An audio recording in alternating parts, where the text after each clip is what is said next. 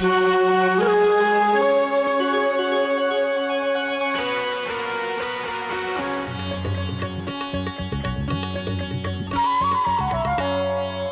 দেখছেন channel I.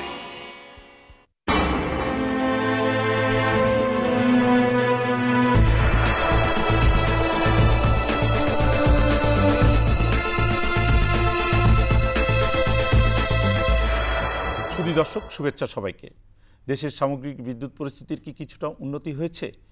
একটু হয়েছে মনে হয়। সংশ্লিষ্ট মহল মনে করছেন সামনের বছর আরও বেশ খানিকটা উন্নতি হবে। এরকমই একটা প্রেক্ষিতে আজ আমরা উপস্থিত হয়েছি আপনাদের সামনে সংশ্লিষ্ট কিছু বিষয় নিয়ে। সম্প্রতি বঙ্গবন্ধু আন্তর্জাতিক সম্মেলন কেন্দ্রে অনুষ্ঠিত হয়ে গেল 3 দিনব্যাপী পাওয়ার বাংলাদেশ বিদ্যুৎ বিষয়ক মেলা। দেশ বিদেশের বেশ কিছু প্রতিষ্ঠান অংশগ্রহণ করেছিল এ মেলায়।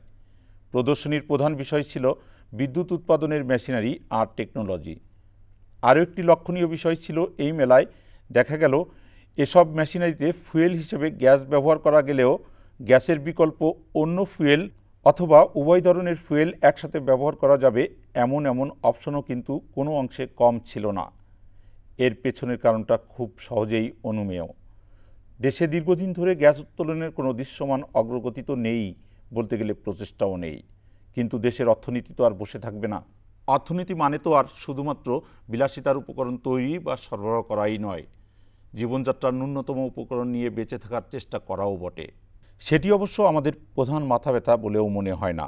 আমাদের আজকের যে বিষয়বস্তু পাওয়ার বাংলাদেশ, তার সাথে সরাসরি এ ধরনের সমালোচনা প্রাসঙ্গিকও নয়। এই মেলায় যারা উপস্থিত ছিলেন তাদের উদ্দেশ্য দেশ যতটা বা যেদিকে এগিয়ে যাবে সেভাবেই তারা তাদের মেশিনারি আর ইকুইপমেন্ট সরবরাহ করে যাবেন।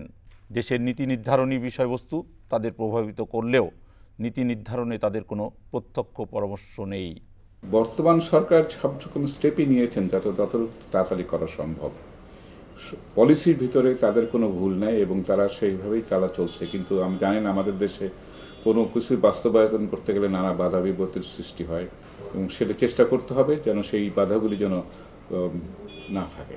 সঙ্গত কারণে আমরাও আমাদের অনুসন্ধানকে প্রধানত সীমিত রাখলাম কে কেমন ধরনের মেশিনারি এনেছেন এবং তা কত দক্ষতার সাথে তারা স্থাপন করতে পারবেন এরকম কিছু বিষয়ে। ওয়াটসিলা বাংলাদেশ লিমিটেড দীর্ঘদিন ধরেই অর্থাৎ 90 দশকের মাঝামাঝি সময় থেকে যখন দেশে বেসরকারি বিদ্যুৎ কেন্দ্র স্থাপন হওয়া শুরু হলো সে সময় থেকেই এদেশে রয়েছে। এবারের মেলাতেও ছিল এই প্রতিষ্ঠান। সারা বিশ্বেই রয়েছে এর কমান্ডিং পজিশন, জলে স্থলে সব জায়গায়। এই প্রতিষ্ঠানের দাবি সারা পৃথিবীর সমস্ত সমুদ্রগামী জাহাজের মধ্যে 3 ভাগের 1 ভাগ ওয়াটসিলার জেনারেটরে বিদ্যুৎ উৎপাদন করে। পৃথিবীর স্থলভাগেও বিদ্যুৎ উৎপাদনে তাদের একই রকম উপস্থিতি। আমরা কথা বলেছিলাম ওয়াটসিলা বাংলাদেশের ব্যবস্থাপনা পরিচালকের সাথে। ওয়াটসিলা ইজ এ মাল্টিন্যাশনাল কোম্পানি। আমরা actually largest reciprocal engine manufacturer in the world. We work for power at land and sea. ওয়াটসিলা যতগুলি সমুদ্রগামী জাহাজ আছে তার 3 ভাগের 1 ভাগ ওই জাহাজগুলির ভিতরে ওয়াটসিলার ইঞ্জিন রয়েছে। Every third ship you see in the sea is powered by ওয়াটসিলা। সারা পৃথিবীতে মিলিয়ে আমাদের nearly 50 গিগাওয়াট বিদ্যুৎ আমরা স্থাপন করেছি। আমরা বিদ্যুৎ কেন্দ্র উৎপাদনের জন্য যন্ত্রপাতি তৈরি করি, সেটা যে কোনো জায়গায় প্রতিষ্ঠিত করতে সাহায্য করি এবং বিদ্যুৎ কেন্দ্র প্রতিষ্ঠিত হওয়ার পরেও সেইটার অপারেশন মেনটেন্যান্স দুটোই আমরা করি। আমাদের প্রায় সারা দুনিয়াতে 17,000 এমপ্লয়ি আছে এবং পৃথিবীর সব দেশেই 74টি দেশে আমাদের অফিস আছে এবং সব জায়গায় আমাদের নিজস্ব কোম্পানি প্রতিষ্ঠিত হয়েছে। কোথাও কোনো রকম এজেন্ট কিংবা এইভাবে ব্যবসা আমরা করি না। আমরা সব জায়গায় আমরা নিজেরাই সে অফিস মেনটেন করি এবং সব জায়গায় আমরা সে রক্ষণাবেক্ষণ করার জন্য ওই অফিসগুলি ব্যবহৃত হয়। বাংলাদেশে ওয়াটসিলার উপস্থিতি সম্পর্কে তিনি বলেন, বাংলাদেশেও আমাদের এখন আমরা প্রায় 7টা বিদ্যুৎ কেন্দ্র আছে যেখানে আমরা অপারেশন অ্যান্ড মেনটেন্যান্স করছি আর কি। আমরা আমাদের লোক দিয়েই বিদ্যুৎ কেন্দ্র পরিচালনা আমরাই করি। আমরা দেখুন, আমরা গত বছর যখন গভর্নমেন্ট ডিসিশন নিল যে খুব তাড়াতাড়ি 9 মাসের মধ্যে 9 থেকে 15 মাসের মধ্যে বিদ্যুৎ ক্ষেত্রগুলিকে স্থাপন করতে চায়, তখন আমরা গত বছর আমরা 11টা কন্ট্রাক্ট সই করেছি এবং এইটার জন্য এই 11টা কন্ট্রাক্টে আমরা নতুন 950 মেগাওয়াট আমরা নতুন দিয়েছি। তার মধ্যে প্রায় 800 মেগাওয়াট অলরেডি স্থাপন করা হয়ে গেছে, আরও 150 মেগাওয়াট আছে, সেটা শীঘ্রই সেটাও চালু হবে। এই মুহূর্তে আমাদের নতুন 600 মেগাওয়াটের মতো বিদ্যুৎ গ্রিডে চলে গেছে। এটা দুই ভাগে আছে। একটা হলো কিছু আছে আপনার আমাদের দেশের এন্টারপ্রেনাররা, তারা রেন্টাল পেয়েছে, আইপিপি পেয়েছে তারা। আর 4টা বিদ্যুৎ কেন্দ্র আমরা দিচ্ছি এটার এন্ড ইউজার বিপিডিবি নিজেরাই। এটা বিপিডি গভর্নমেন্ট নিজেই বিদ্যুৎ কেন্দ্র স্থাপন করছেন, ওনারা এটাকে বলে পিকিং পাওয়ার প্ল্যান্ট। 4টা বিদ্যুৎ কেন্দ্র আমরা ওটা আমরা স্থাপন করছি। তার মধ্যে বাঘাবাড়ি অলরেডি হ্যান্ডওভার করে দেওয়া হয়েছে, দাউদ সেটা 50 মেগাওয়াট, আর দাউদকান্দি এই 7-8 দিনের মধ্যে এটাও হস্তান্তর করা হবে বিদ্যুৎ উন্নয়ন বোর্ডকে, বিপিডিবিকে। আর সামনে মাসের মধ্যে 2টো বিদ্যুৎ কেন্দ্র, একটা দোহাজারি একটা হাটহাজারি, দুটোই 100 মেগাওয়াট করে একটা বিদ্যুৎ কেন্দ্র, দুটো সামনে মাসের মধ্যেই আমরা হস্তান্তর করতে পারবো। বললেন, সেক্টরের যে পরিস্থিতি তাতে আগামী বছর দুয়েকের মধ্যে বেশ কিছু প্ল্যান্ট সরবরাহ ও স্থাপন করতে পারবেন বলে তারা প্রত্যাশা করছেন। আমরা আশা করি সামনে বছরও আমরা আরও 600 মেগাওয়াট আমরা বিদ্যুৎ উৎপাদন করার জন্য কন্ট্রাক্ট পাবো এবং অলরেডি কিছু পেয়েছি এবং অন্যান্য আমরা বোধহয় আরও 600 মেগাওয়াট বিদ্যুৎ আমরা বাংলাদেশের আগামী বছর গ্রিডে দিতে পারবো। বাংলাদেশের প্রেক্ষিতে কেমন টেকনোলজি বা কত বড় বড় বিদ্যুৎ কেন্দ্র ভায়াবেল সে প্রসঙ্গে তিনি বলেন, দ্রুতগতিতে উন্নয়ন বিদ্যুৎ হওয়াটা খুবই একটা ডিফিকাল্ট ব্যাপার। একমাত্র হতে পারে even if you want to import বিদ্যুৎ, তাতেও সেই ইম্পোর্ট করার জন্য যে ব্যবস্থা করতে হবে সেটাও তো সময় লাগে।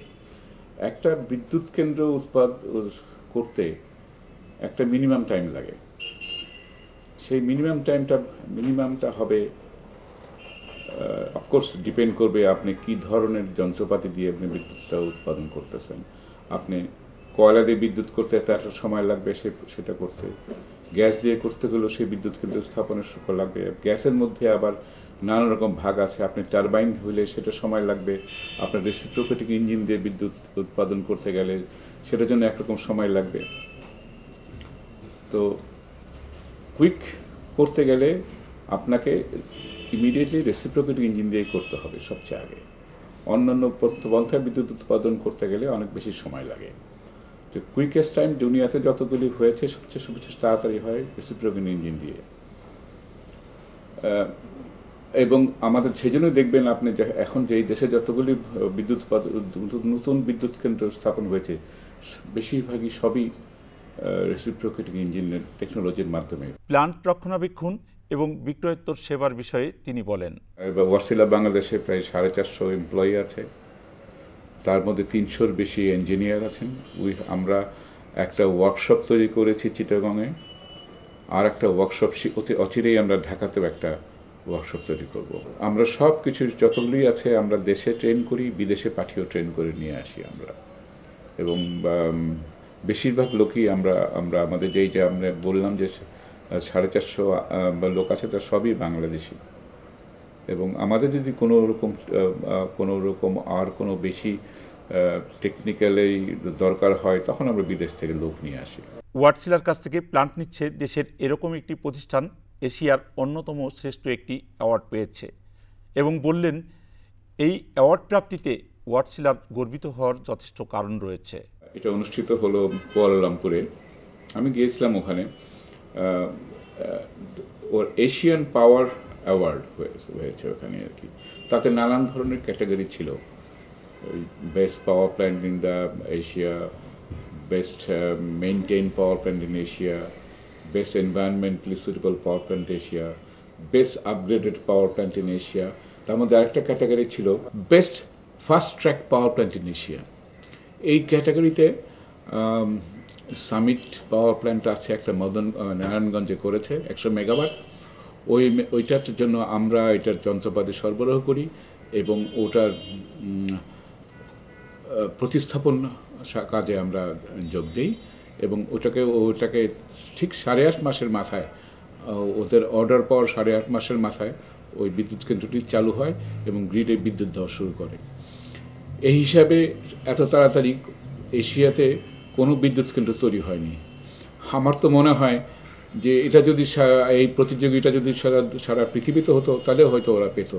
আমার জানা মতে এত তাড়াতাড়ি কোনো বিদ্যুৎ কেন্দ্র এই পর্যন্ত 100 মেগাওয়াট বিদ্যুৎ কেন্দ্র তৈরি হয়নি। প্রাসঙ্গিক আরও কিছু বিষয়ে তিনি বলেন, আমরা আমাদের ওয়ার্সিলার সব কিছু রেসিপ্রোকেটিং ইঞ্জিন টেকনোলজিতে করি। আবার অন্য টেকনোলজি গ্যাস টারবাইন, যেটা অনেকে কম্বাইন্ড সাইকেলে যেটা ইউজ হয়, সেটা আপনার বেশিরভাগই গ্যাস টারবাইন দিয়ে হয়। এবং আমাদের যে ইঞ্জিনগুলির যে এফিসিয়েন্সি, সেই এফিসিয়েন্সি হলো নিয়ারলি 47%। আর আমি যদি এটাকে কম্বাইন্ড সাইকেলে যদি ইউজ করা যায় তাহলে হয়তো গ্যাস টারবাইনে 50%-এর বেশি যায় আর উঠে। কিন্তু আমি যদি সিম্পল সাইকেল টারবাইনটা আমরা যদি ইউজ করি সেটা অলরেডি 30%। কম্বাইন্ড সাইকেল ইউজ করলে সেটা 30 আর 15 নিয়ে 45% করে 50%-এ দাঁড়ায়। কিন্তু আমাদের সিম্পল সাইকেল টারবাইন থেকে আমাদের বেশিরভাগই কিন্তু বাংলাদেশে এখন যত টারবাইন আছে, আপনি মনে করেন চিটাগংয়ের রাউজানে, these are all simple cycles. বেশিরভাগ জায়গায় যা গভর্নমেন্টের বিপিডিবির যেসব বিদ্যুৎ কেন্দ্র আছে সবই বেশিরভাগই সিম্পল সাইকেলে, এবং ওটার থেকে আমাদের ইঞ্জিন আমরা অনেক বেশি সাশ্রয়ী বলে মনে করি। গ্যাসেও তো আমাদের ওয়ার্সিলার অনেকগুলি বিদ্যুৎ কেন্দ্র বাংলাদেশে গ্যাস চালিত আছে। আমরা এই বাংলাদেশে প্রথম খুলনা পাওয়ার ছিল তেলের, কেন ওইখানে গ্যাস ছিল না। কিন্তু এখনও আমরা রিসেন্টলি আমরা অনেক গ্যাস ইঞ্জিনও করেছি, কিন্তু যেখানে যেখানে গ্যাস সম্ভাবনা নাই সেখানে আমরা তেল দিয়ে, ফার্নেস অয়েল দিয়ে করেছি। কিন্তু বাংলাদেশ বিদ্যুৎ উন্নয়ন বোর্ডের যে 4টা আমরা কনস্ট্রাকশন করছি সেগুলো সবই ডুয়েল ফুয়েল মোডে। যখনই ওখানে গ্যাস পাওয়া যাবে তখনই এখন ফার্নেস অয়েল থেকে ওইটাকে গ্যাসে রূপান্তরিত করা হবে। সাম্প্রতিক সময়ে বিভিন্ন পত্রপত্রিকায় প্রকাশিত সমীক্ষায় দেখা যায় দেশে বর্তমানে বিদ্যুৎ ঘাটতির পরিমাণ 1000 মেগাওয়াটেরও কিছু বেশি। বিষয়টা কিন্তু দেশের বর্তমান বিদ্যুৎ সংযোগ কাঠামোর ভিত্তিতে। উল্লেখ্য, দেশের সামগ্রিক বিদ্যুৎ কাভারেজের জন্য যতটুকু প্রয়োজন তার হিসেবে দেশ মাত্র 40% বিদ্যুতের চাহিদা পূরণ করতে পারছে। বাদবাকি 60% বিদ্যুতের চাহিদা পূরণ করতে কি প্রয়োজন সে বিষয়ে সামনে অন্য কোনো দিন অন্য কোনো সুযোগে হয়তো বা কথা বলার চেষ্টা থাকবে আমাদের পক্ষ থেকে। তবে আজ এ পর্যন্তই, সামনে আবারও দেখা হবে ইনশাল্লাহ। সে পর্যন্ত সবাই সুস্থ থাকুন, ভালো থাকুন। আমাদের সাথে থাকার জন্য সবাইকে অসংখ্য ধন্যবাদ।